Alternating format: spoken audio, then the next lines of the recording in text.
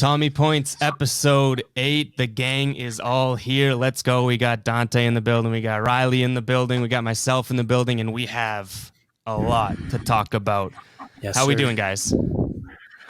Good. No complaints. No complaints at all. How about you, Evan? I mean, I know you're kind of still riding that high off of getting a retweet from a certain Mr. Tatum. You mean my best friend? My best friend? My new best friend? Did we just put best Yeah, friends? I hate to break it to you guys in the first couple minutes of Tommy Points, but I'm stopping this podcast, and I'm just going to go start one with Jayson Tatum. That's my new plan. As any sane person would do, yeah. You guys Totally carry on. understandable. Me and my new best friend are gonna start a podcast together. But yeah, that happened. That was that kind of made my morning. Actually, Riley, you were the first one that like tipped me off to it because I went to sleep and then I saw a bunch of DMs, a bunch of taggings and notifications, but I saw your message first and I was like, what is he talking about? So jealous. Hey, at least it happened to one of us, right? Hey, yeah, Oh, yeah. It's so awesome. We're a squad here. But yeah, we got a lot to talk about on today's episode. This episode is sponsored by Podcorn. Now, we talked about them last week, but Riley, let me ask you this. Do you like money? Actually, I love money. You love money. Oh, Dante, you said you like money. Riley loves it. I didn't say I loved it last week. Riley loves it. So let me ask you this too. So you love money. Do you like or love podcasting as well? Yes, I do. So what if I told you that there was a platform out there that married the two? You're able to podcast and make money off of podcasting. I mean, that's pretty dope, right? I'm listening. Oh, I have his attention. So if you head over to podcorn.com, you can sign up right away, put your podcast on there. And what Podcorn does is it'll match you with businesses and potential sponsorship opportunities for you to get in contact with, do host read ads, do guest interviews, ratings, reviews for products, that type of thing. And they just match you right up, make it as simple as possible. And again, we said it before, you don't need a huge podcast or an amazing podcast like this one. You can go on there with one listener. You can have one listener and sign up on podcorn.com. And that one listener can be you too. And go see if there's some potential sponsorships out there for you. And they're not even a middleman. I don't want to make that, they don't intervene too much. All they do is match your podcast with a company and then you two get to talking. It's a pretty damn good deal. That's dope. Riley's logging off right now. He's like, I'm going to start a new podcast. And I'm heading over. I gotta go, guys. I got something to do. But, yeah, you can. So head over to podcorn.com and remember, if you start a podcast and all of a sudden you're making millions of dollars off of this platform, remember who referred you over to Podcorn. It's podcorn.com. Remember the Tommy Points guys sent you. Yes, sir. Love that. This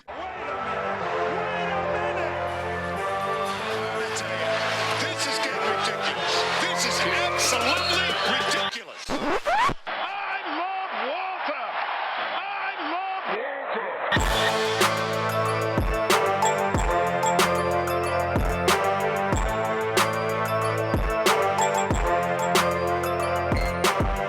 Everybody up there gets a Tommy point. All right, so what should we start with? You guys want to talk about a little Kemba Walker here? Because last episode, Dante, you and I, we weren't like ragging on Kemba, but we were acknowledging that it didn't look as good as we thought. Now we had a few games since that Knicks game. We had the couple in Philly against the Cavs and then the Bulls game, but Kemba didn't play in that, so I guess we're leaving that off the table. What do we think of Kemba Walker now after seeing him back? I mean, listen, when we talked about this, about his Knicks game, you know, what I was looking for was just seeing how he performed, not his stats. Like I wasn't expecting any stats to jump out or anything, just, you know, his movements, how he handled the ball, how he was driving, the first step, like how he looked, like if his quickness is still there and stuff. And, you know, I was impressed overall with what I saw from him first game back. Obviously, his stats weren't anything great. He only had 9 points, shot the ball poorly. And, you know, one thing that we talked about was him and Jaylen Brown didn't really look too great together on the court. And, you know, that could just because it was their first game and whatnot. But, you know, since then, man, I mean, he's getting better every game. Just the way he looks, the way he's playing, and statistically, I mean, he's getting better every game. He had that 9-point game against New York. He had 19 twice against Philly, and he had 21 against Cleveland. He didn't play against Chicago because he was resting. But you know what? Like, all in all, no complaints. And, it's night and day compared to what we saw against New York with how him and Jaylen play. Like, it's obvious now that there's no issue between the two. It's obvious that whatever it was, they'll figure it out. They figured it out, and they look fantastic together. So I'm very impressed with what I've seen from Kemba so far. Yeah, I feel like a huge concern was is he going to fit with Jaylen Brown, which we talked about, and I think you just cleared up there. Like, I think he does, but a huge concern has been, and I'm sure you guys have gotten the messages and whatnot too, like I have. It's like, well, how is there going to be enough shots to go around between the three of them with Jaylen and Jayson stepping up? And my response is like a two-part response. One, it's not like this is their first year together. Like, we've seen these three play together, and it can work. And then two, Kemba Walker has been like incredibly vocal and transparent with, I understand how good Jayson Tatum and Jaylen Brown are.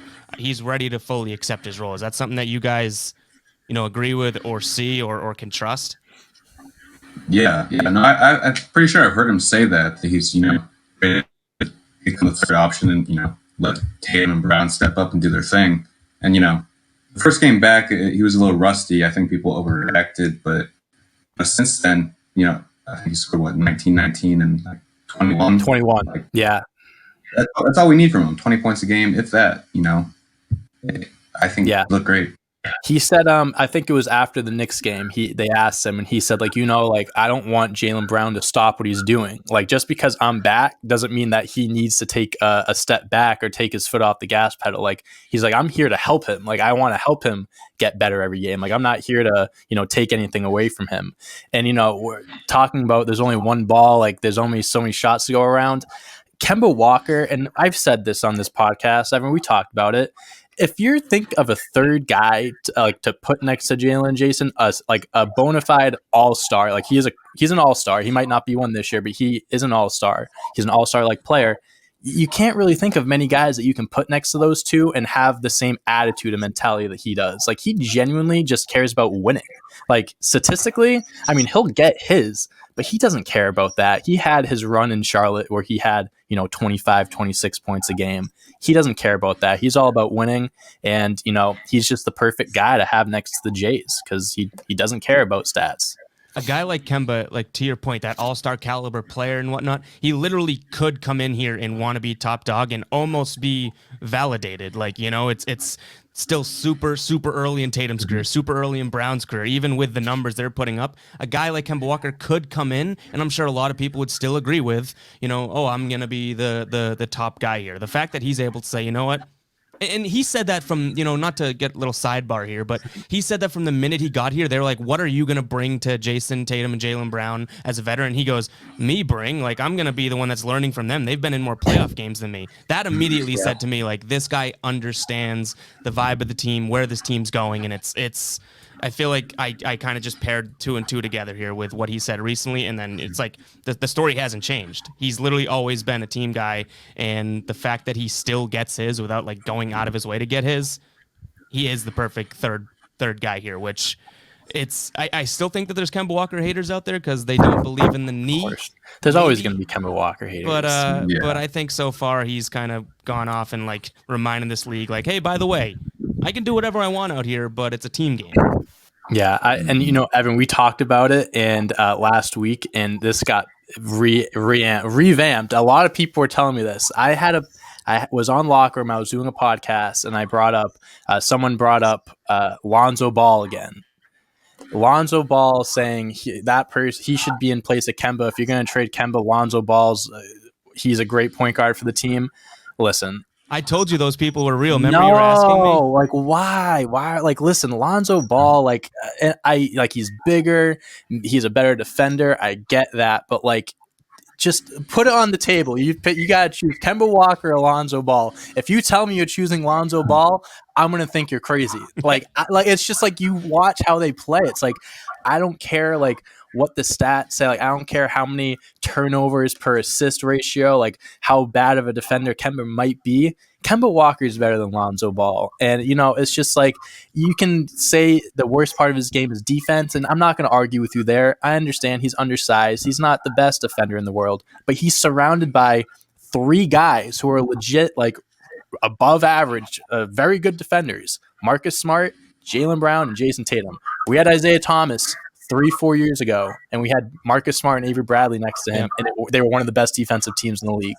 They can make this work. Just because Kemba Walker might be a liability on defense doesn't change the fact that he is going to make a huge difference for this team when he is 100% healthy, and that it seems like he is. So that's all I got to say about that. If you want Lonzo Ball over Kemba Walker, just don't even bother just bringing that up around me. I don't want to hear it. I feel like more people have said that Kemba Walker is a liability on defense than like Peyton Pritchard or even like Teague, which doesn't make sense to me. But listen, like I said, like even if he's not as great as a defender as we'd want him to be, he's surrounded by guys that are more than capable of picking up the slack or bailing him out or helping him out. That's the key. It's like if we didn't, that's one thing, but there's nothing really to worry about when it comes to Kemba Walker on defense. In my opinion, I have no worries. The thing is with me, it's like I would rather the small guy that like works, because Kemba does work on defense. When you say defensive liability, he's very active on defense, like steals and stuff. Very active. Exactly. So I'm okay with a guy that wants to do that, because that's the type of guy that fits into a team defense, which is kind of what you're talking about, Dante. And the Celtics are good at that. I'm much rather that than a guy that just would take plays off or anything like that. But I got to make it abundantly clear. There's only one stat you need to worry about when comparing Lonzo Ball to Kemba Walker, and the stat is pretty clear.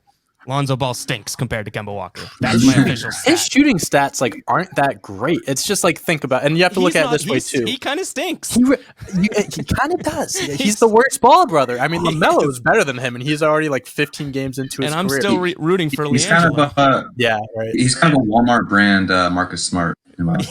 Yeah. It's like we already have a better version of him already, Marcus Smart. But you think about it, you bring in someone like Lonzo Ball, you're bringing the entire circus with you. You got his freaking dad who's already chirping away at the Charlotte head coach because he's not starting LaMelo.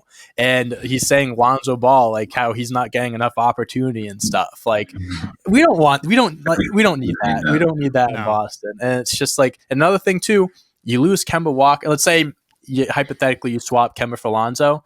What's going to happen when Jaylen and Jayson just, they're not having a great night? You're going to ask Lonzo Ball to be the guy to step it up and score for us? The drop off on offense would be I don't even think there's a word in the dictionary to describe how bad it would be. Seriously. So it's complete waste of time to even entertain the thought. You opened up a can of worms with the Lonzo Ball thing. I told you those people were real. There is real Celtics fans that want Lonzo Ball to Boston for Kemba. It's real. I put out a what was it called? A yes or no thing on Twitter for people to vote, and there was 15% of people that did say Lonzo Ball. Yeah, it was 85 to 15. That's an overwhelming more no than yes.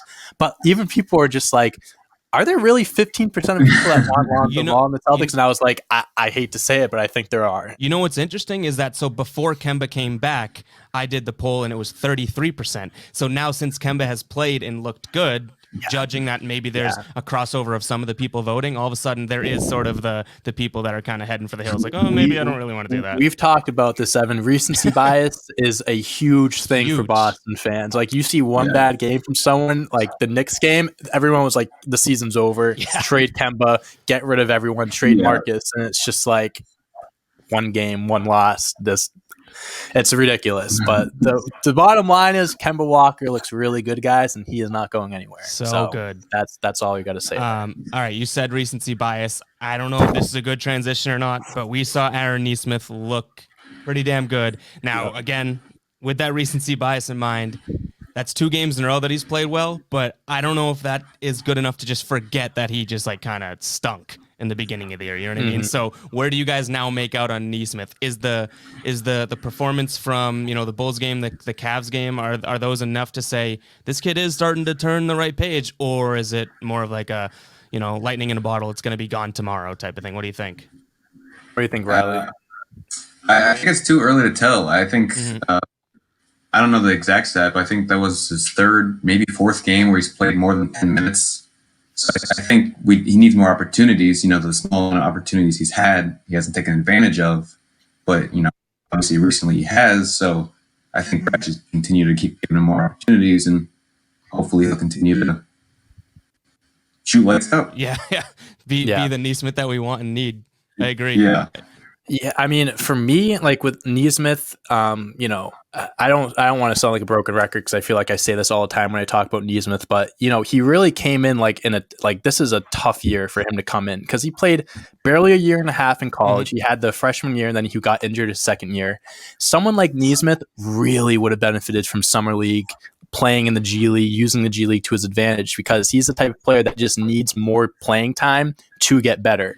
And here, not having summer league in the G League, the only way for him to get better is playing actual NBA minutes. And, he's not like Pritchard. Pritchard went to college for 4 years and he went to a good school for 4 years and he played at a high level for 4 years. So it shouldn't have been much as a surprise as it was. Maybe it's a surprise how much of an impact he made, but like just him being NBA ready shouldn't have been as big as a surprise as it was. We had high expectations for Neesmith, 14th pick in the draft. I dubbed him the best shooter in the draft. And he came out cold. I think he just was really nervous. I don't think he had any confidence at the start of the season. You could just tell when he's on the court, just like the way he's shooting, the way he's moving, just looked lost. And every single game that he's played, he's looked better than he did the game before. He's hit 6 of his last 10 threes. He's hit 3 threes the last 2 games. He's really turning that corner. And I think the biggest thing, to give credit to that is his confidence. Like the more time he plays, the better he's going to get, the more confident he's going to get. Marcus Smart said after one game, we know what he can bring to the table and we have confidence in him that he can really contribute. Him hearing things like that and him going on the floor and seeing the ball go in the basket, I think that's the biggest thing that he needed because now he sees it go in. He's building that confidence. I can actually do this. And he, let me tell you, his shot looks really, really good. I'm not going to jump the gun and I'm not going to be like, oh, like he's here now. He's arrived. He's going to be like a difference maker now. Like I'm not going to jump the gun and say that, but I'm very encouraged with what I'm seeing from him. And I'm hoping Brad Stevens continues to, reward him minutes because he's earned more minutes. And I think, that's the only way for him to get better. So I like what I see from him and hopefully he can keep it up. Yeah, I'm in the same boat. And I think one thing you brought up that was probably going to be my overall take is, so if we flash back to how we were comparing Pritchard and Neesmith, we were like, Pritchard came in and was like, I'm an alpha out here. I'm going to do whatever I want. I'm not going to feel like a rookie. When we saw Neesmith, he was kind of like, oh, like I'm a timid, like little, rookie and I'm afraid.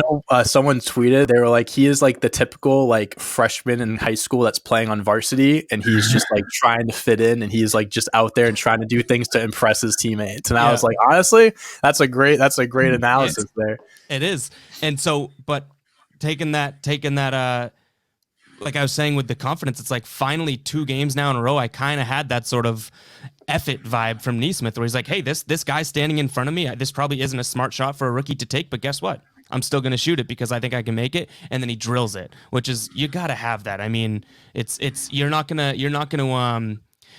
be a rookie that makes a difference if you're only taking the open shots or if you're hell not taking them at all and being afraid to pass or being afraid to shoot and passing the ball. So I think that's kind of the biggest takeaway. Even forget the numbers, the fact that he's had like the chuck it mentality, but like a smart chuck it. It's not like he's shooting every time. You know what I mean, though? The fact that that's now in his brain, I think is going to do wonders.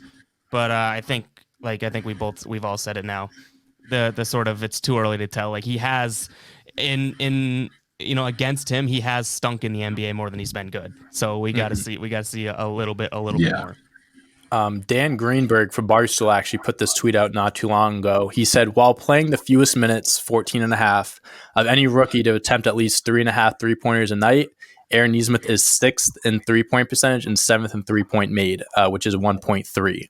So, he started off really bad, didn't look great on both ends of the floor, but he's really picking the last few games. He's really picking it up. And one thing I want to note too, 2 things actually. Last night against Chicago, he played with the starters. Like, I don't know if you noticed, like with the rotations and stuff, he was playing alongside Marcus, Jaylen, Jayson, and I believe it was Tyser Thompson. And, he's hitting these threes. Jaylen Brown and Jayson Tatum assisted on 2 of his 3 threes. Like, he's playing with the big dogs, and he's playing very well. He's impressing them. And the other thing I wanted to mention, too, is not even just on offense. Like, on defense, like, when he started off, he looked like just lost, like completely lost out there. Every game he's hustling, he's getting rebounds, he fights for boards. There was 2 instances, I think it was against Cleveland, where he not dive, but like saved the ball from going out of bounds and gave the Celtics another possession. Like he's hustling, like he's playing hard in all facets, and he's not just relying on shooting to be the only way he impacts the game. He's impacting games in other ways as well, and I think that's key for him to getting more minutes. Yeah, so let's just hope he stays on this trend, because I think that's right. Now, I'm full of amazing transitions this episode, if you haven't noticed. But speaking of a good trend, how about Jaylen Brown this year? I mean, I think we've talked about Jaylen over and over again on this podcast, but spoiler alert. We can never talk about it enough. Exactly. Spoiler for any of the Tommy Points fans so far, you better get used to Jaylen Brown and Jayson Tatum talk. So this is a chart that was floated out on Twitter earlier today. It's the TPA performance for the Celtics on the team. So, I mean, I had to go look up what the hell TPA was. Obviously, from an aesthetic standpoint, like Jaylen Brown looks like he's off the screen, so it must be good. But what TPA is, pretty much like the dumb, and I could say that as a self-appointed dumb explanation here, is pretty much how many points you're valuing, how many points you're worth out there on your team. Both you scoring points on the offensive end and then sort of saving points on the defensive end. I think there's a few other factors in there, but pretty much to be towards the top right is better, because that means the horizontal line there on the bottom is the minutes played, and the TPA is that advanced stat where the higher the number, the better. So if you look at this, Jaylen Brown's played the most minutes and has the highest points added. I think that's just incredible. I mean, we could talk Jaylen right now, but then we can kind of dig into some of these other guys because they might not be where we want them to be. But does this surprise you guys? Like, I think I can look at any stat or any chart like this for the Celtics this year, and Jaylen Brown's going to be towards the top of it. Like, he's at that level. The fact that even an advanced stat where, I feel like you could nitpick where he's been bad, a stat like this, but it's like he's still just knocking it out of the park. I mean, listen, I think I've run out of words. I don't think there's any word in the dictionary to really like emphasize how good Jaylen Brown has been this year. Like, it's crazy. Just the progression, the growth that like the leap he's taking. Like, obviously, going into this season, we were expecting an all-star year. Like, he barely missed the all-star game last year. Hayward's gone. Kemba's going to be gone for a little bit. Jaylen Brown, like, this was his time to step up and truly prove if he can be a number 2 option. And holy crap, he's much better than a number 2 option.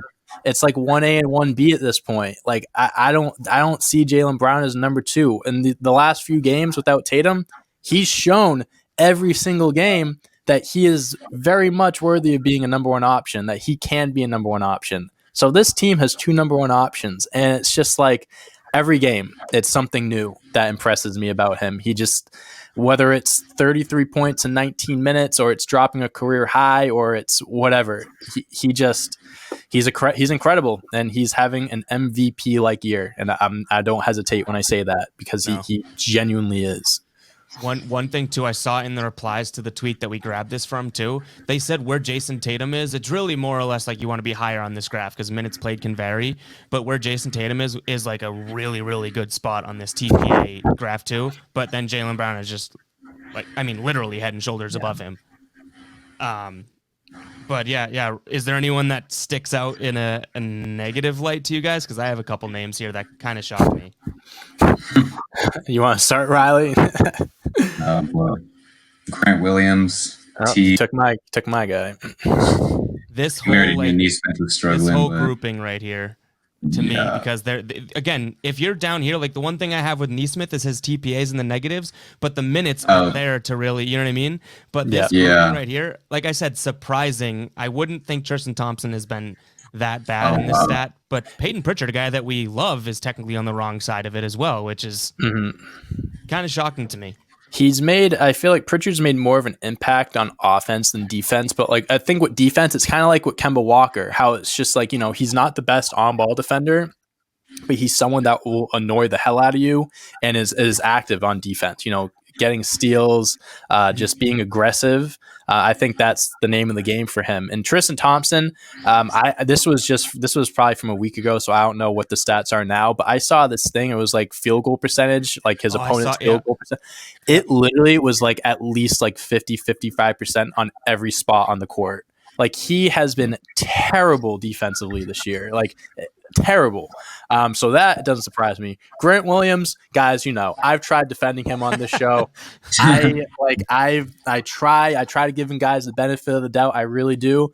This past week, he's like, I'm sorry, Grant, if you ever watched this episode, but you've sucked this past week. Like, the 2 games that he started, like against Philly, awful. Like, the first time this season, I was actually happy to see Brad Stevens started Tyson Thompson instead of Grant Williams and Thompson, or Grant Williams and Tice. Like, I don't know what it is, man. Like, I don't know. Some games he looks like $1 million, and then some games he looks like he's worth a penny.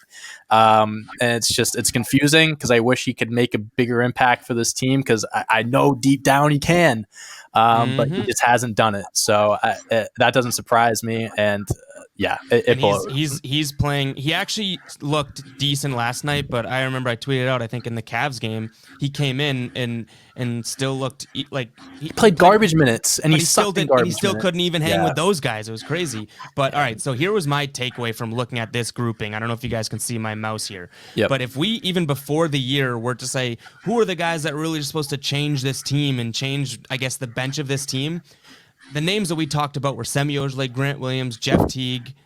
Look at where these guys are. And we're going to talk about the bench because we have a voicemail about the bench, but it is slightly alarming. I don't know how much stock we can put into the TPA stat.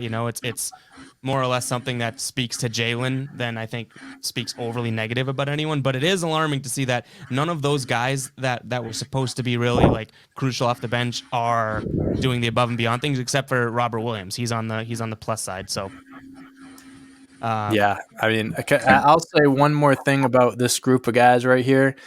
Peyton Pritchard, please, thank God. First of all, thank God he didn't tear his ACL. Like that, like when it happened, like I thought he tore his ACL, and then they zoomed the camera on him, and it looked like he said he felt it pop, and like that's an indication that you tore something. Sprained MCL, so thank God that happened. But I really want Peyton Pritchard to get back as soon as he can, because I cannot stand Jeff Teague. It really upsets me, because he has one job, and that's just to contribute off the bench. Just be good. He has tunnel vision. He just has his mind set to something, and he does it. Like, he makes bad passes, he makes bad shots. Like, I don't know. Like, he was supposed to be a good contributor off the bench, and he started the season off so well. He wasn't missing threes or anything. And then I remember when we first signed him, people were just like, it sounds good, but just get ready, because then he's going to have his moments. And he's had his moments, and I don't like him. I don't. So, Pritchard. I feel like we've kind of been hustled, to be honest. I mean, after the first one, it looked amazing. That's the best way to put it. And then since then... Listen, you're right. We got hustled. For years, this guy was killing us in Atlanta. This guy was a former all-star. He was on some great teams, and he was killing Boston. And then we finally get our hands on him, and he's still killing us. Just internally now, not from the outside. He's going to be a sleeper agent for the Hawks or something.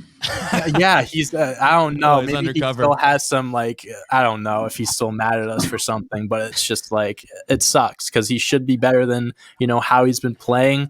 I'm not saying, I'm not saying trade the guy, because at the end of the day, he is a veteran and he's been in the NBA for a while. So I don't mind keeping him around, like, for, that locker room presence and stuff. But like, geez, if I could I'd rather give Peyton Pritchard the full 48 minutes and give Jeff Teague one, in my opinion.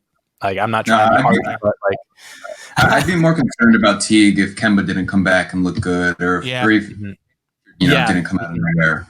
So we said the same thing about Nesmith at the beginning of the year. It's like, we'd be more concerned if Pritchard wasn't playing as good as he was. So it's like, since Kemba Walker is back and he's healthy, like, that's awesome. And it kind of, people still talk trash about Teague, as they should, but it does, kind of cover that a little bit. Yeah. Let's do our first voicemail ever on the Tommy Points podcast, because it kind of relates to what we're talking about. So Shout out to Liam here. This is the first voicemail ever played. If you guys want to leave a voicemail for next episode, it's 617-299-9269. Count that up. Dante, you're the resident counter. You're supposed to be the... that was too quick for me. I couldn't do that. All right. Let's play this. Hey guys, this is Liam, Celtics fan from Atlanta, Georgia. Actually, I just got a question for you guys. Kind of watching the last two games with the Sixers and kind of more, kind of just seeing that the Celtics have really had a tough time with the bench and not being able to score. And I just kind of wanted you guys' thoughts on this because I really thought this was the year the Celtics would actually have a decent bench. Teague coming off it, Pritchard doing really good. And even having, Theus had a nice 19-point game coming off the bench, but still, despite, having good offensive players coming off the bench, which was a huge struggle last year, still not able to get stuff going on offense. So really like to hear your guys' thoughts on it. Thanks for having me. Bye. All right, shout out to Liam for our very first. Thank you. Yeah, thank you, voicemail. Liam. All right, who wants to start with that? All right. Here's my overall take on the bench. So Teague, I think Riley, you kind of just put it perfectly. We were hustled with, but the thing about the bench too is that we were relying on guys that were already on the team to get better this year. So if we look at Grant Williams, Robert Williams, and Semi Ojeleye, that's sort of my trio of if all of these guys were to take a step up, I think that this bench actually is a lot better than they were last year. Now, I will say two of the three have stepped up. I think Robert Williams has. I know he got injured, but I think Semi Ojeleye, he might be coming down to earth now, but I think he stepped up to start the year. But Grant Williams, not to dog on him anymore, but I think he really has cost the Celtics, and I've made the claim before, all three of those guys needed to step up to give them, more of a solidified bench. Even if one of them fell off, it's kind of like, well, now you just have two guys that you were looking for. I think I could be nitpicking, but I think, it was like all three or nothing. And I think that's kind of rung true here. So that's just in terms of the guys that obviously we were expecting to take a leap. And I think, the fact that Grant Williams was supposed to be at the top of that list to take the leap and to take more of a role, and he's been the guy that's probably regressed the most, I think says a lot about the bench. But the season's still young, and I think we've seen Grant Williams turn it around before. So my biggest concern on the bench is really just like that trio that I was looking at. I think when we talked about in episode 1, what were you looking for in the season? I mentioned how I wanted to see those three guys, like what they were off the bench. Mm-hmm. And I think, 1.5 to 2 out of 3 are doing well, whereas Grant Williams is that sole guy just stinking. Yeah. What do you think, Riley? Obviously the bench is still a concern. I feel like this year, it's kind of hard to see, but I feel like this year the bench isn't as big of a concern. It's still a concern. If you look at last year, we had Wanamaker. We had Wanamaker getting any better. Same thing with Cantor. We knew what he was. He wasn't going to improve. I still think that Teague and Thompson can, improve and start playing better than they already have off the bench.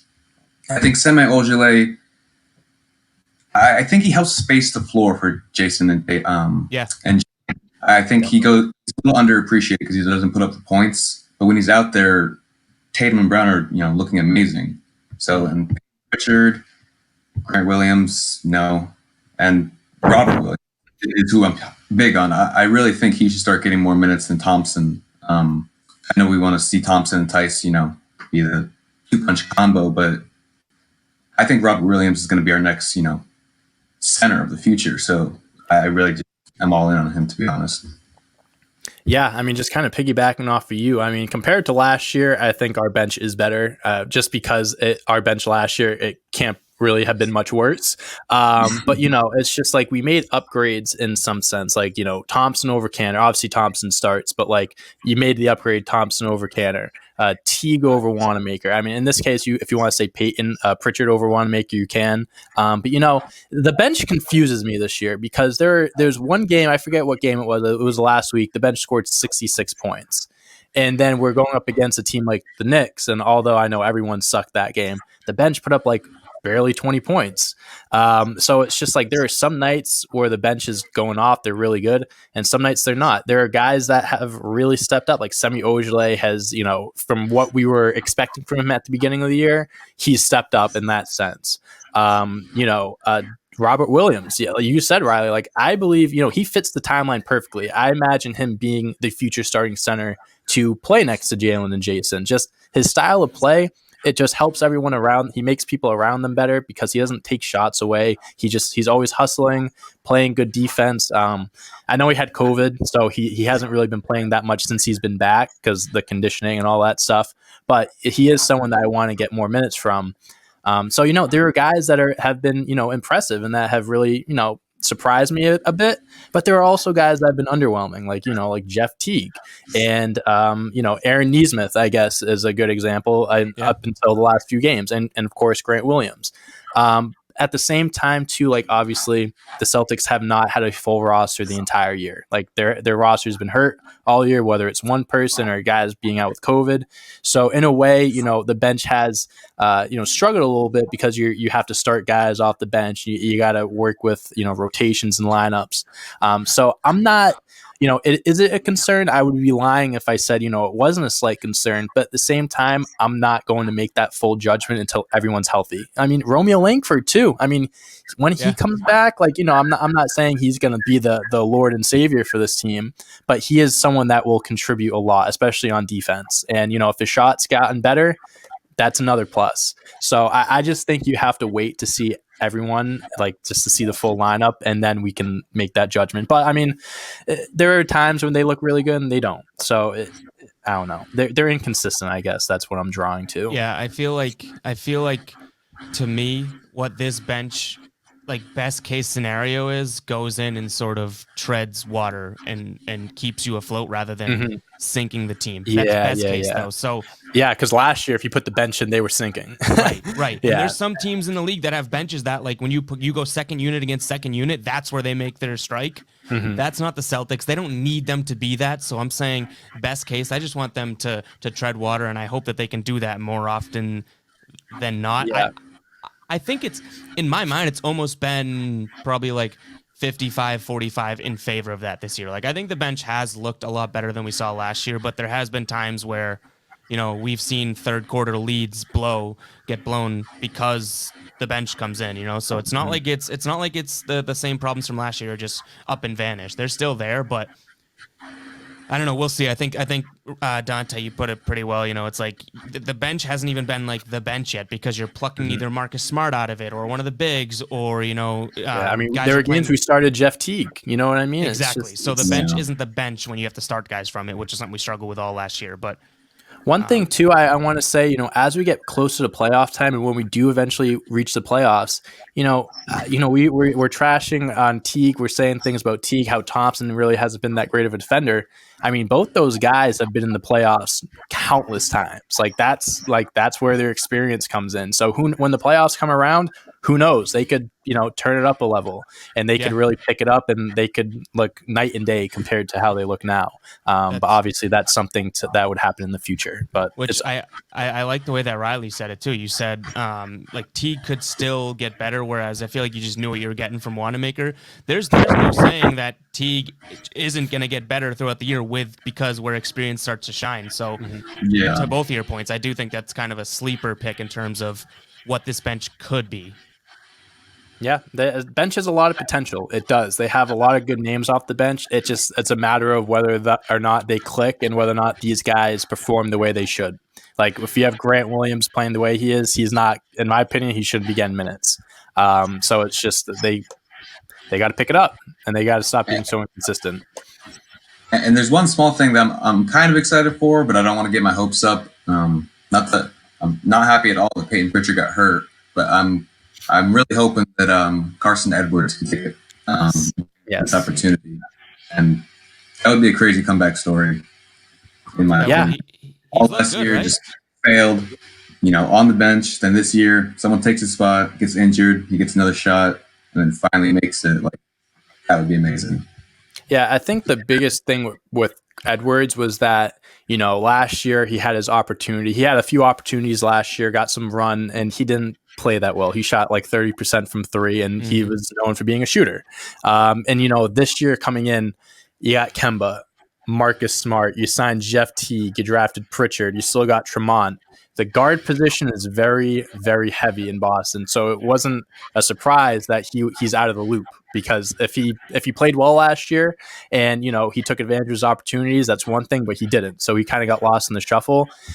Since Pritchard's been out, he's gotten a healthy amount of minutes. I mean, against Cleveland, he had 18 points. He's been playing extremely well since his Twitter got hacked and he retweeted a bunch of porn or whatever it was. So he's been killing it. I think he's just trying to make people forget about that or whatever it was. But no, I've been really impressed with how he's been playing, and I've always liked Carson. I really have, because I imagine him as someone that can be a good player, just in a better situation from him. I think him being in Boston and being lost in the shuffle hurts him for sure. But it's just a matter of when your number's called, take advantage of it and take advantage of every minute you're in the game, and that's what he's been doing. So hopefully he can keep it up. You know what a kind of under the radar thing is too, with him playing well, it bumps his trade value up if he is going to go somewhere. Yeah, he could strive in another system. To your point, Dante, I truly do believe he has talent and he has a lot of potential. It's just him being in the right situation. So, and if that's in Boston, who knows? But I do think that he keeps playing well when he has the opportunity. He could make a name for himself, because he has the ability to go off. We've seen him do it. And maybe he'll do it again, and all of a sudden teams like, oh, picking up the phone about Carson Edwards. But yeah. Listen, he had 18 against Cleveland. I'm just saying, we should tell him. Someone should tell him before every game.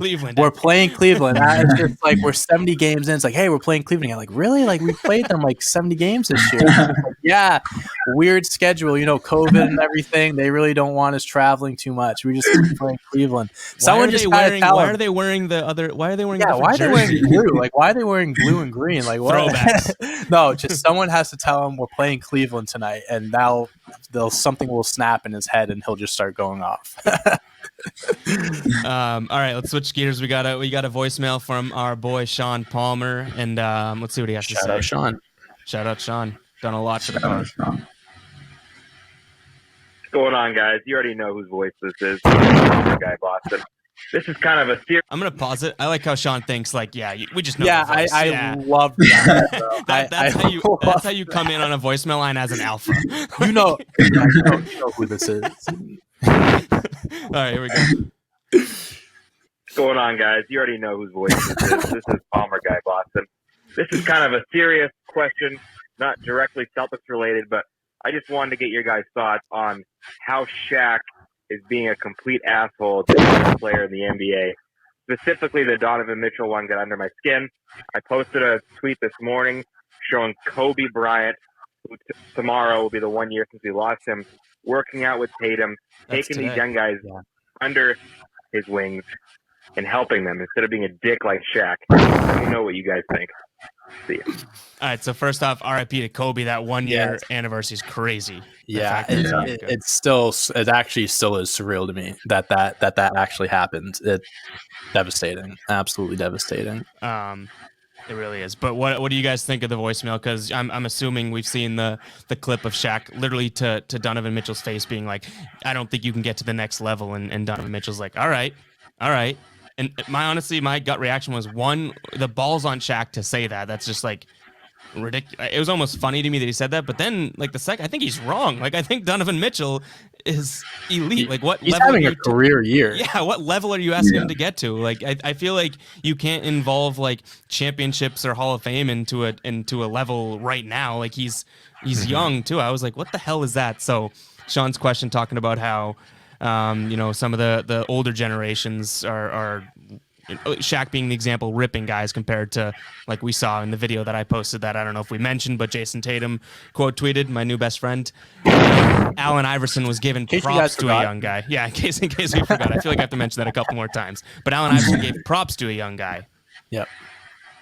I mean, obviously, it's not for us. It's tough to say Shaq shouldn't be saying those things. He has no right saying those things, because at the end of the day, he's an NBA legend. top 10 player of all time, you can argue, and he's earned his right to really say and do what he wants, right?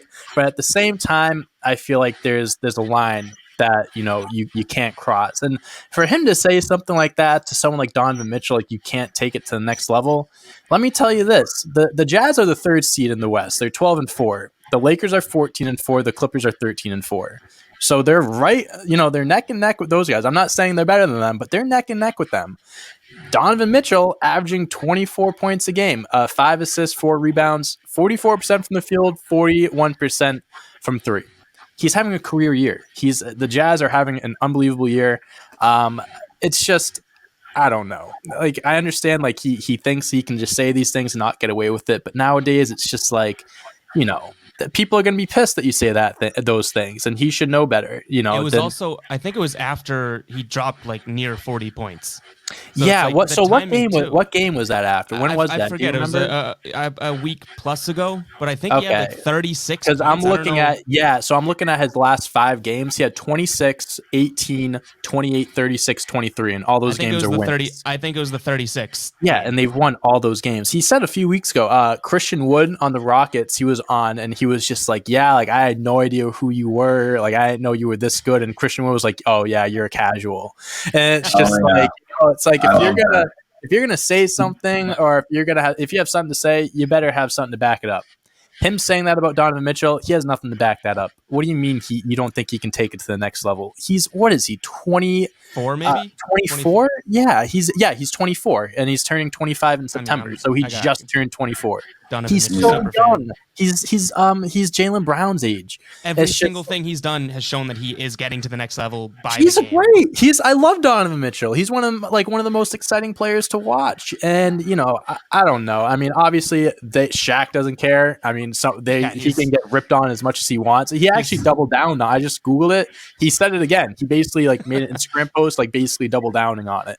And it's just, I don't know. He doesn't care. But at the same time, if I'm an NBA player, you can't listen to that stuff. I think it was Ingles or Bogdanovich. Someone on the Jazz was just like, yeah, we have no concern over what these guys say. Like, they're old heads. Like, we don't care. And that's honestly, that's the attitude you got to have. As great as Shaq is, any sort of criticism, any hate that comes your way, brush it off. Donovan Mitchell knows he's great, and everyone else knows he's great. And just keep it at that. Don't worry about what one person has to say about you. I know. I just feel like that's not how Shaq continues on his legacy, if that makes sense. You look at someone like Kobe. In Sean's voicemail, he said how Kobe worked with Tatum. He's worked with countless young guys. Mm-hmm. He wants to pass it on. Exactly. He's in it for the game, not just for calling guys out, being like, hey, you're not as good as I once was, NBA power rankings wise. But I mean, it is what it is. Like I said, you just got to block out the noise, doing your thing. The Jazz are in a great position right now, so I'm sure that they are not concerned. Didn't he rip apart Gobert of a few weeks ago, or a month ago, saying how he you can be? It's like, listen, kids, you all you have to do is average 12 points a game, and you can make $50 million a year, or whatever it was. So he was just ripping on Gobert. It's like, bro, it's like, come on, just letting it fly. Just let the guys play. They're fine. I don't know. All right, so again, thanks for those voicemails. You can call in for the next episode or one of the future episodes, 617-299-9269. Was that a little slower for you guys? Yeah, no, that was beautiful. All right. How we get to some trade rumors, some trade talk? Does that sound good? Let's do it. I love trade talk. All right, so I know you love this one, Dante, because it happens to be your tweet, so... Okay. Yeah, you go, let me show you this tweet, and you pull it up and it's my tweet. I'm like, oh yeah, Have you seen this? Have you seen this before? Yeah, I've seen this. Okay, so Shams came out and pretty much said that, the Pelicans are looking to move some players here. Now, I don't want to talk about the first name mentioned. Nor the here. first guy. We talked about that loser. But the second name, JJ Redick, I feel like has been a Celtics fans Celtics fans have salivated over JJ Redick for so long, and I'm wondering if we're nearing the point where we could actually see him in green. What do you guys think? Again, I know what Dante. Don't you think he would fit He would be perfect. A glove? Perfect. Like a glove. He is shooting 30% from 3 this year. He's averaging a literal career low from three, only 8 points a game. At the same time, he's averaging a career low in points. Well, this is the lowest amount of points he's averaged since he was 24 in Orlando back in 2008. Back when Shaq said that he's never going to get to the next level. Yeah, right. No, he's not in a great situation right now. I mean, the Pelicans have a lot of young talent. They're on a great trajectory. They're going to be a really good team one day. I just don't think JJ Redick is fitting there right now. By the way, his minutes that's taken a dip. His shooting's taken a dip. At the end of the day, what you got to look at, last year he shot 45% from three on nearly 7 attempts. He's a 41% 3-point shooter for his career. He is someone that you bring into Boston and you want to talk about guys that will help immediately. He's one of those guys, like just not afraid to shoot the ball, and he can shoot the three in any aspect, catch and shoot, pull up, off the dribble, whatever it is. And you put him next to guys like Kemba, Jaylen, Jayson, and Marcus, who's averaging a career high in assists. He's going to eat. He's going to eat on this team. A lot of guys were saying, a lot of people were tweeting at me, he's not really someone you want because he's not great defensively. He kind of is like Kemba, how it's just he's active, but he's not the best on-ball defender. But at the same time, it goes back to the same point I made. We have plenty of good defenders on this team that will help him out. And I think what's more of a concern right now is this team needs more shooting. This team needs more, offensive firepower. When we need someone to score, like against the Sixers, we definitely could have used someone like JJ Redick, throughout the game. And I think that he would be perfect. I think he'd be, like Riley said, like a glove. Seriously. And he's someone we have that trade exception. Someone was like, how do you make this work? This is what we got the trade exception for, to make moves like this. So, I hope Danny Ainge has JJ Redick on his radar. At least entertain the thought. At least see, feel it out, what he's worth. I'm sure the Pelicans wouldn't mind taking a draft pick, and they'll take on the trade exception, whatnot. I don't know. I'm not the Pelicans GM, but I feel like it's not a trade that would be impossible to get done. So I'm hoping Danny Ainge is looking at least to make a move like this. If it's not JJ, but I would love JJ on the Celtics. No, I think he'd be a great player, and then I also think he'd make other players on the Celtics great. I think if we got JJ Redick, Jaylen Brown might honestly average 35 points a game. Hey, you got a guy on the perimeter that you got to guard. It's going to open up lanes for Jaylen and Jayson. And obviously he can shoot, but I think that would help their game improve also. Another thing, even with that though, even if he doesn't shoot well, defenses have to respect from now until the rest of his career, JJ Redick as a 3-point shooter. To your point, even if he's 45 years old, you got to respect him when he's open for three. But helping teammates out too. Think about how him being as great of a shooter he is. Someone like Romeo Langford or Aaron Nesmith could really benefit from playing with someone like that and could really learn and develop. Get that elbow in, kid. Get that elbow. Yeah, get that elbow in. So it's just big men need other big men to help mentor them and help them get better. I would say if Al Horford was still on this team, he would make someone like Robert Williams 10 times better. Yeah. You know what I mean? Just his veteran presence, his high IQ, he'd be able to help guys out. JJ Redick, he's been around the league for how many years has he played? He's played 7 for 11, 13, 15, 16 years. Sorry, I'm slow with counting. 16 years he's played in the NBA, and he's been a great shooter throughout his entire career.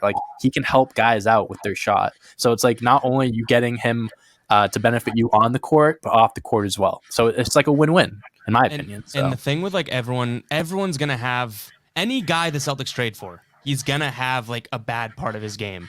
I mean, no, we're not trading for the most complete player, and we're not going to trade for a LeBron James with the trade player exception.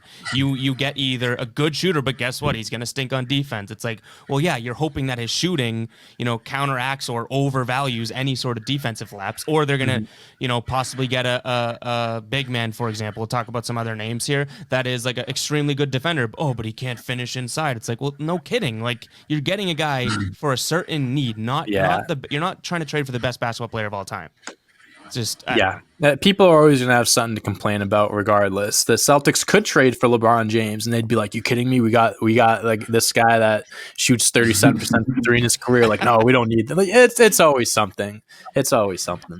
All right, what do we think of this name? We have a couple more that we have screenshots for, but then we can throw out a couple more names. But what do we think of this name? Julius Randle.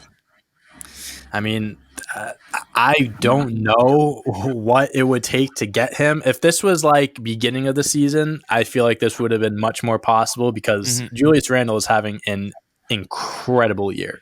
Like, definitely up there for most improved players. He's the MVP of the Knicks by a mile. And I don't think the Knicks would let him go for nothing. So in that sense, I'm going to go with something like this. Just I don't think it's possible to happen. But, at the same time, I mean, I wouldn't mind Julius Randle on the Celtics. I think the way he's been playing, how he passes the ball, rebounds, scores, I don't have his stats in front of me, but it's he's 23, 11, and 6. There you go. You got a guy that can score, rebound, and pass the ball. Like, I mean, he's literally the main reason why the Knicks are like as good, I guess, as they are this year. I'm not saying they're good, but like as good as they are, it's because of Randall. I'm pretty sure they're like the 8th seed right now, in the Eastern Conference. But like, yeah, I don't think the Knicks would really let him go if it comes about and the price is cheap. We'll talk. And we don't know how valid the tweet is. Yeah, I don't know. I someone tweeted that at me, and I even quote tweeted it because I love riling people up, and I like to see what people. I just put the little eyeball emojis and quoted it just to see what people would say. Yeah, so it's like who knows if that's even a real thing, but I mean, I guess it's something to keep an eye on. I don't know.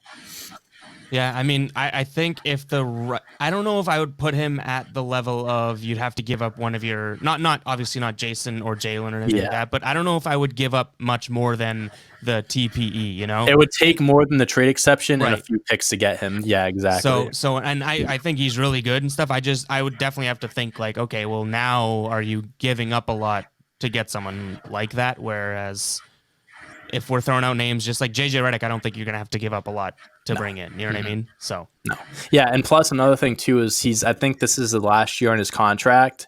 And even if it's not, if it's next year, whatever it is, he's gonna want a lot of money when his contract is up. And the Celtics obviously, they have to be cautious and they have to be smart with what they do with their money. I mean, this is years away, but like Jaylen Brown's gonna be due for a hefty contract in a few years. So it's like, you got to save up for that. You can't just be giving that money out when you got to save it for more important things. Yeah. Dante, the financial advisor. I just said 2 minutes ago, I'm not good with numbers. And then here I am on contracts. Low expectations, then high payoff. You set the bar low. All right. Here's the last one. This isn't necessarily anything linked to the Celtics, but ever since he kind of had comments about Trae Young and how he didn't like how he runs the offense, and then he was like walked it back saying, well, he's my teammate, so I love him. John Collins has been a guy that I feel like, I don't know.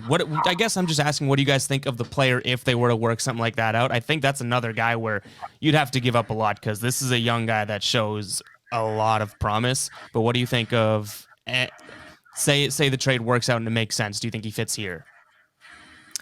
Tell me, Riley, do you think it fits? I was going to say, I mean, I really like John Collins as a player, but I don't know. Like, that's what I was trying to think. I wouldn't say he wouldn't fit, but I'm just not sure. He's not like the custom molding of, oh my God, he's the guy that's going to just come in here and strive right away. Like he's still, I feel like very raw and you don't necessarily know exactly which direction his game is going to go in. So I feel like there could be some question marks, but I think he's young enough to possibly grow with the Jays, you know what I mean? And become like a possible big three. Yeah, I mean, he's 23. He's still very young. A trade, I mean, if we're talking trades here, I mean, it would not take much because he's still on his rookie deal. So he's only making like 3, 4, 5 million, whatever it is. So getting a trade down wouldn't be the hardest thing in the world. But, I feel like I don't know if it would work because he's not really like a solidified player. Like last year, he averaged 21 and 10. And those are great numbers, but the Atlanta Hawks sucked last year. Yep. This year his numbers took a little bit of a dip. He's only averaging 17 and 7, which is, that's respectable. But it's just, I don't know if what he brings to the table is something that would really take the Celtics to the next level. I think there's potential that it could happen. I just don't think he's like immediate impact. Like, I don't know if you bring him in right away and that immediately puts us up the next tier. Like, that puts us on the same level as the other teams ahead of us. Like, I don't think it does that.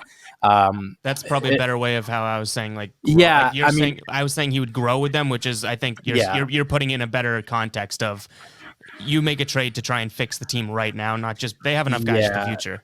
If I think Danny Ainge right now, and one of my buddies, we were talking about this too, when Kevin Porter on the Cavs got traded for a second-round pick, right? Like, basically nothing. Danny Ainge could obviously have given them a second-round pick for Kevin Porter, but he's not looking to trade for guys that are projects or are like a long-term thing. He's looking for guys that make an impact, that will make us better, that help us win a championship this year. John Collins, can he be that guy to help us in a few years? Absolutely. He's still very young. He can still develop and learn a lot of things and grow with this team. But as far as this year goes, I don't think he's going to do that for us.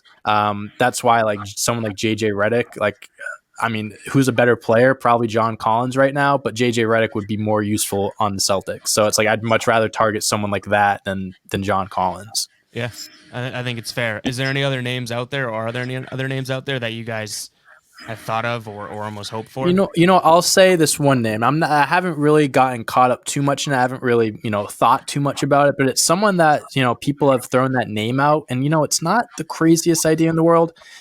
Nikola Vucevic on the Magic. Listen, he's someone that the Celtics have, had interest in past years when he was the year before he was a free agent, he was on their trade radar. He could have gotten traded at the deadline. Stayed in Orlando, got another big contract. I think he only makes like 20-25 mil a year. I think something around that. So it would take more than the trade exception. You'd have to, include other things to make it work. But, he's a center that could score, that can stretch the floor. And when you go against guys like Joel Embiid, that's critical because you get Joel Embiid out of the paint. You got Tice. Listen, Tice has been doing a lot better with shooting. He was shooting like 18% at one point from three, and now he's shooting like 33%. So he's getting better. But someone like Nikola Vucevic, he can shoot. So we don't really have a big man that can really stretch the floor that well, right? Nikola Vucevic would change that immediately. He's an all-around great player. He grabs boards. He can block shots. He's nearly 7 feet tall. Like I said, I haven't invested too much into that thought, but he's definitely someone that if he got, his name came up on the radar, and if the price is right, I am all for bringing someone like that into Boston. Yeah, I feel like it was brought up to me, and I was like, no way, he's too old. And I thought, for some reason, in my mind, I thought he was like 35. He's 30, which isn't young, but I feel like you still get a solid, say he stays here for the remainder of that time, you still get a solid like 3 to 4 years for sure. Yeah, definitely. Maybe more, but I think I would be on board with that. Again, depending on what it would take, because I still don't think...